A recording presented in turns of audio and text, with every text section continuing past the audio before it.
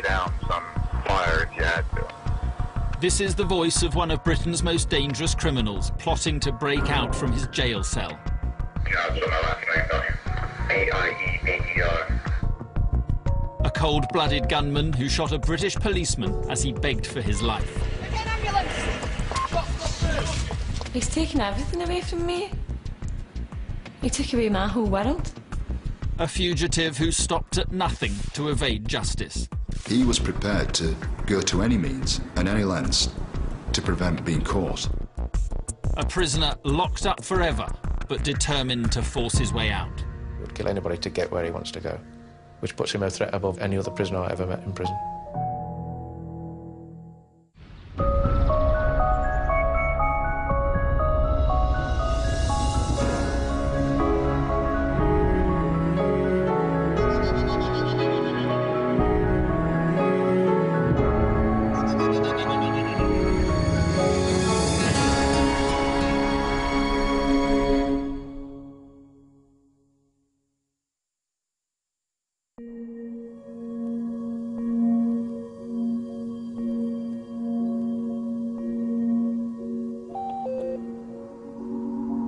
Boxing Day 2003, and much of Britain was quiet as millions of people celebrated the Christmas holidays. But not everyone, of course, has time off.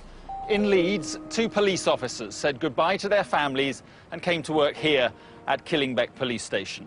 They were PC Neil Roper, and by his side, his friend and colleague, PC Ian Broadhurst. He loved being around people and he loved helping people. And then when he went into traffic, that was him. He was absolutely ecstatic about it. He was so happy because that's where he wanted to be. The 2 officers were expecting a relatively easy shift, and no one could possibly have imagined what they were about to face. Ian got up to go to work, and just as usual, and he told me he loved me and gave me a kiss, and that was it. He just walked out the door. We came on duty and it was a case of we expected a reasonably quiet day, bank holiday. Went out on patrol not long after we'd been in. 167, that's just it. The officers were patrolling the east side of Leeds. It was a journey that took them down Dib Lane, a suburban street with a few shops scattered among the houses. It was a case of just going out and, you know, bank holiday. If anything was serious at front of you, you'd deal with it. These are the actual pictures from the patrol car camera, usually used for capturing speeding motorists. But now it's about to record a murder. The officer's car spins round to check a black BMW with what looked like a fake tax disc. The driver was sat at the wheel, reading the Racing Post. And then it was a case of talking to him. If it had been all right, the tax disc would have probably carried on and gone on his merry way.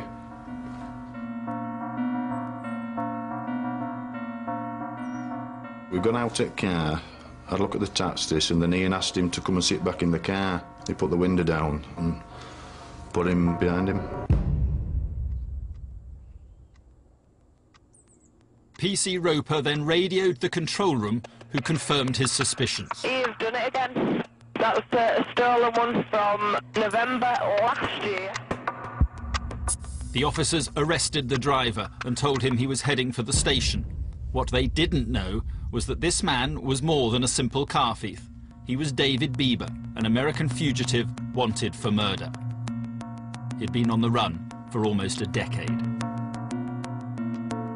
Now calling himself Nathan Wayne Coleman, he'd already gone to extraordinary lengths to avoid the police.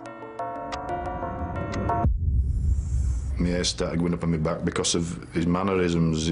He was a bit too smooth, if you see me point, and his eyes were a bit starey. So, let's have that tape on. Everything's been said in this car has been taped at this present time, all right? Now the car's recording equipment wasn't just taping the images, it was capturing the sound too. So, as my mates told you, under arrest because that vehicle's stolen in a burglary. So obviously he's told you that. So where are you from, please? Are you from Leeds? Leeds, yeah. What's your country of birth then?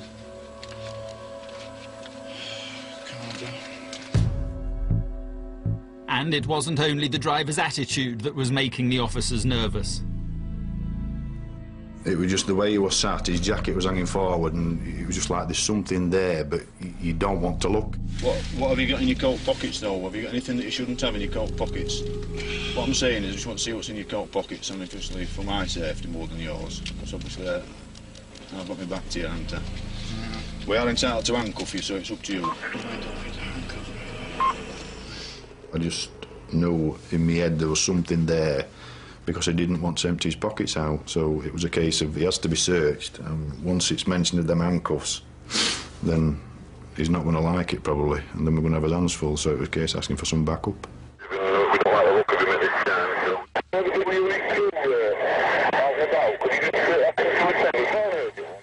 so... No, I did not steal the car. The control room sent out the nearest officer available, PC James Banks. At Dib Lane, Neil Roper got out to help the recovery truck take the BMW away.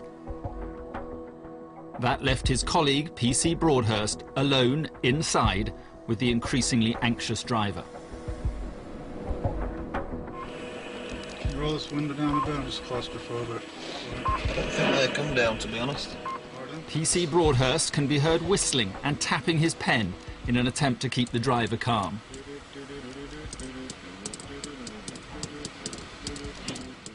You have to try and make it look like everything's calm and, you know, try and be friends with them, if you see my point. A few minutes later, PC James Banks arrives, parking his car where the BMW had been. It was time for Neil Roper and Ian Broadhurst to handcuff their suspect. Ian got out of the front passenger seat and I went to open the back door, trying to put his foot out, which is obviously the door's open, I'm getting out type. Stop there, mate. Stop there. Because we're transporting you, we have to put handcuffs on you, all right?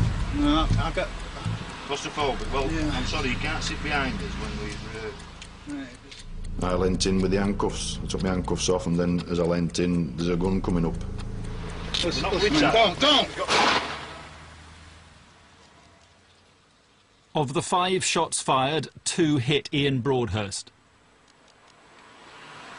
The second at point-blank range as he lay on the ground. Then, all that can be heard is the clicking of the tape machine.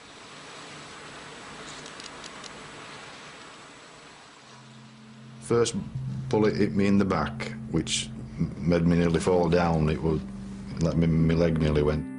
And then it was a case of grab your radio and just let everybody know what's happening. I've been shot twice. I don't know about Ian, he's down on the floor. 167, that's received. We will get you an ambulance. Can't tell you anything else. I've been shot twice. I don't know what's going on. I've got one through the back.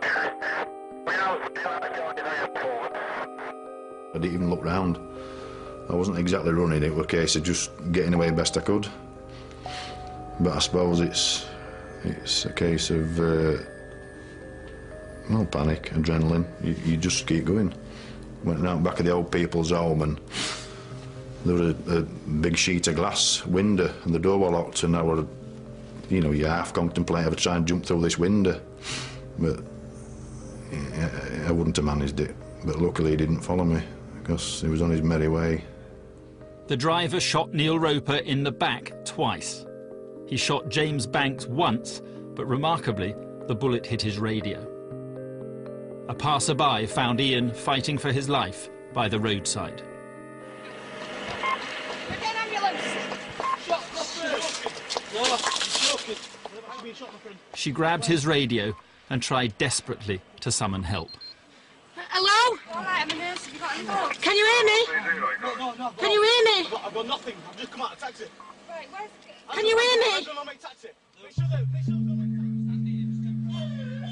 Paramedics and passers-by fought to save Ian's life, but he died on his way to hospital. I couldn't take it in at all. I think I started screaming. I don't even think there are any words to describe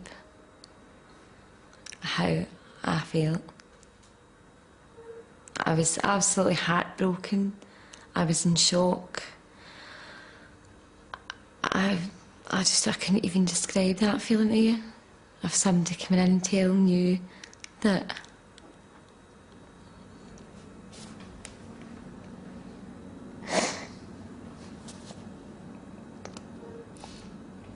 that had happened to somebody you love.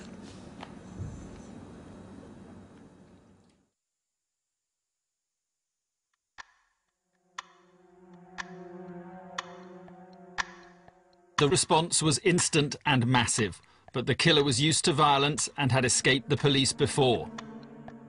Would he be caught before someone else got hurt?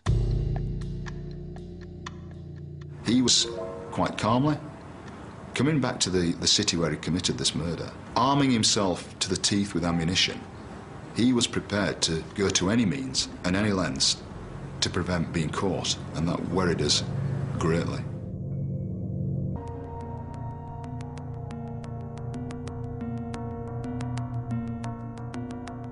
On Boxing Day 2003, a full-scale murder hunt was underway. A suspected car thief had shot at 3 policemen who had tried to arrest him. One, PC Ian Broadhurst, was dead. Another, Neil Roper, was fighting for his life in hospital. Senior officers had sent forensic teams to comb the murder scene. But amid all the activity, there was disbelief. Immense shock. No officer had been murdered whilst on duty for over 20 years. Detective Chief Superintendent Chris Gregg was the senior officer on call.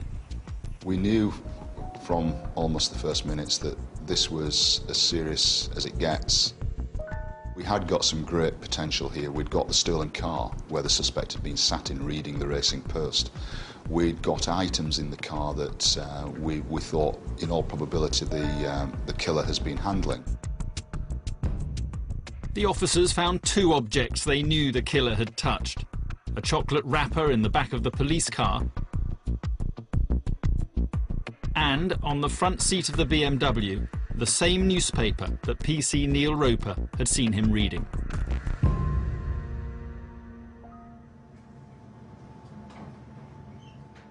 Fingerprint experts began tests on the paper, hoping it would be the key to solving the case. Inside, you've got a left forefinger on the inside of the page, and then you've got the left thumb. John Dixon was in charge of the search. It just shows that it's consistent with him flicking through the newspaper and reading it. The killer had left his marks all over the paper. But would these prints be held on file? You've got a case where you've got lots of fingerprints that we can actually program into the computer and search against the database.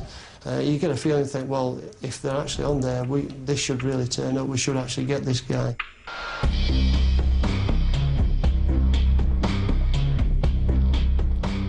Dozens of officers searched thousands of prints, but every one came back negative. Hopes of finding a match were fading. Most of the time you were thinking, oh, well, next one will do it, the next one will do it, the next one will do it. But after a long time you start thinking, well, to be honest, it looks as if this person isn't recorded. But the officers were convinced the killer would have a criminal history. What they didn't know was where. He knew how to handle that gun. He hit under that stress, that anxiety, with every shot he fired. So we thought this person has got to have some either previous criminal history with a firearm or some military background. He's got to have had some training somewhere. And if this wasn't in the UK, then it had to be somewhere wider afield.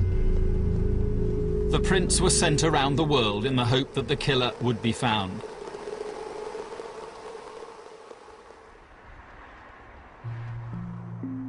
Back in Leeds, those closest to Ian were still struggling to come to terms with his death. His widow, Eilish, wanted to visit the place where he was shot. It's not a nice place at all.